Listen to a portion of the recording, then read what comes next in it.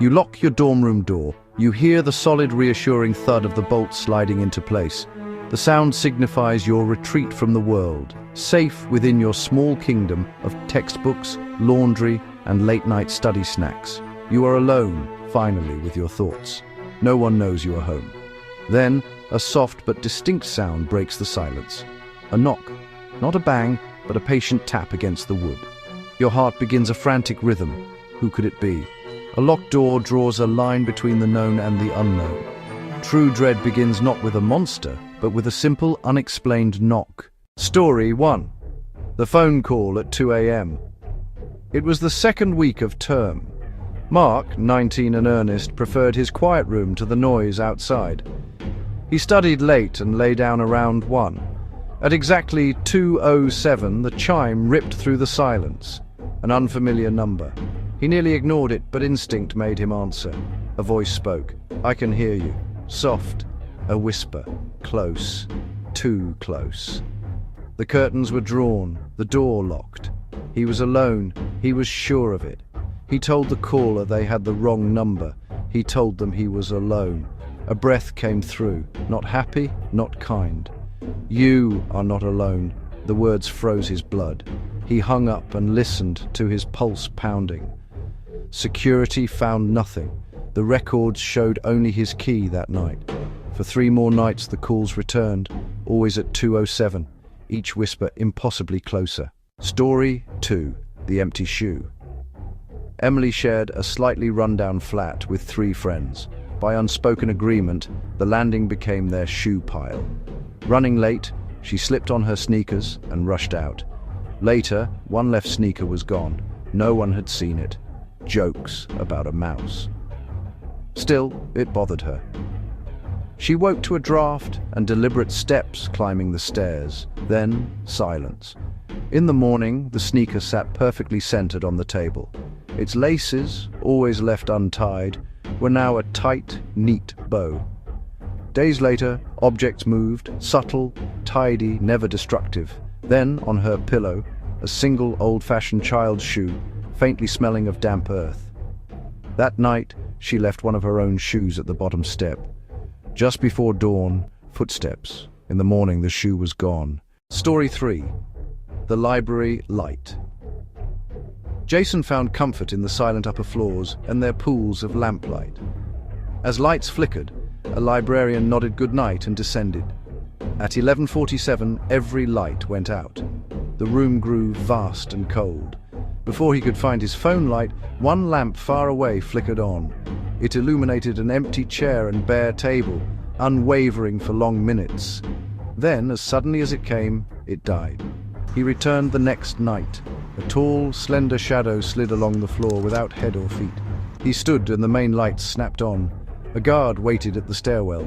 "We locked this floor at 11. Jason left his lamp where it sat and moved to the brighter, busier ground floor. He never studied alone up there again. Story 4. The Roommate Who Left. Nina, a quiet transfer, kept to herself, orderly, precise. One morning, her laptop and backpack were gone. A note remained.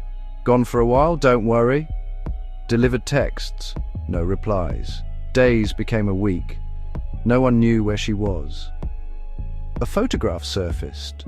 Someone had drawn a precise red line across Nina's face. The cafe confirmed she had stopped showing up. In the closet, behind old boots, a small pair of a child's party shoes.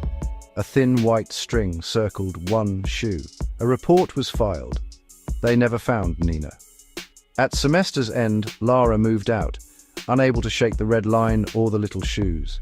Some stories are not about ghosts, but about a terrifying and complete absence. Story 5. The Voice from the Wall.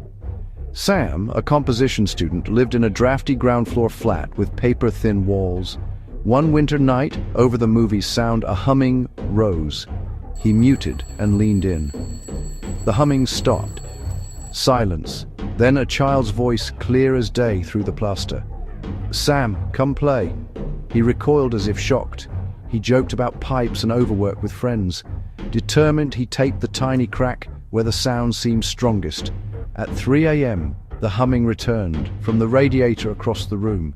He watched the tape peel back, curling away from the wall. From the new gap, the voice came again, louder, unmistakable. "Sam, don't go!"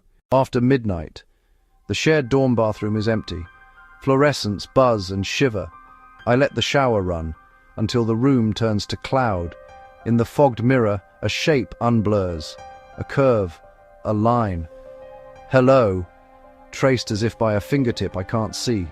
I swipe my sleeve across the glass. It smears away. I laugh once, too loud. A prank, I tell myself. Steam and imagination. The next night I go back, same time, same stall doors half open like teeth. The mirror blooms again. It writes my name, each letter clean, deliberate, no drip lines, no mistake. The door handle jiggles, soft metal, polite as a knock. The light hum deepens. I don't breathe. I feel the room, watching. On the third night, I refuse the ritual. No water, no heat. I stand in the dark with the switch off. The glass fogs over, slow as a lung filling. A breath that is not mine. Letters grow from nothing. I can see you. I back out without turning my back. My key rattles. I lock my bedroom. I tape a towel over my mirror. I sleep with the lamp on. Every shadow feels like steam. Morning. Sun through thin curtains. I pull the towel away. The words are still there. No moisture now. Pale scratches in the glass. Faint and permanent. Some messages don't wipe away. Midnight again. Notes open on my laptop. My desk faces the courtyard. Our building staring at its twin. Rows of blank panes watching back. Across the gap, one window wakes. The light snaps on.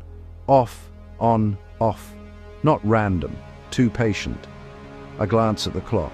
The hum of the room stretches. It stops. I pretend it was nothing. Second night. Same time. Same room. The pulse returns short, short, short, long. A pause like a held breath. It writes in light. It writes a rhythm my brain recognizes before I do. The pattern makes a word. My name. I set my phone against the glass and let it watch. Later in bed, I scrub the footage. The timing is perfect, clean as a metronome. But the windows across are black slabs. No rooms, no depth, like the building forgot to have insides. I bring a friend. We cross the courtyard, up the stairwell that smells of dust and old rain. The corridor is a tunnel of quiet. Our steps feel too loud. We find the door. It wears a number. The lock is dead. The handle's stiff. Through the narrow pane, not a room, brickwork tight as a scar, power lines capped, curled like sleeping snakes, dust standing in the beam of my phone light, thick enough to slow time. No footprints, no breath. We don't speak on the way back. The wind folds around the buildings. A switch clicks somewhere, nobody stands. That night, I sit at my desk and wait. One by one, every window across goes dark, as if agreeing. In the glass before me, my room's light begins to flutter. Small, nervous beats. It taps out my name from inside the walls.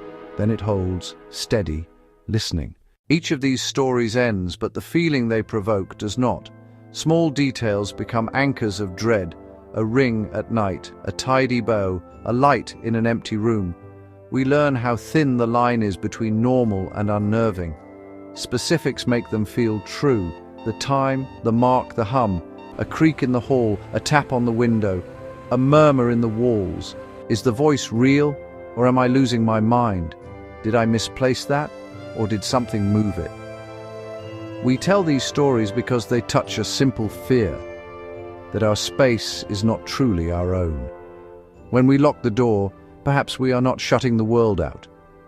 Perhaps we have trapped something else in with us. Which one of these small, quiet terrors would you fear the most? Keep your light on tonight.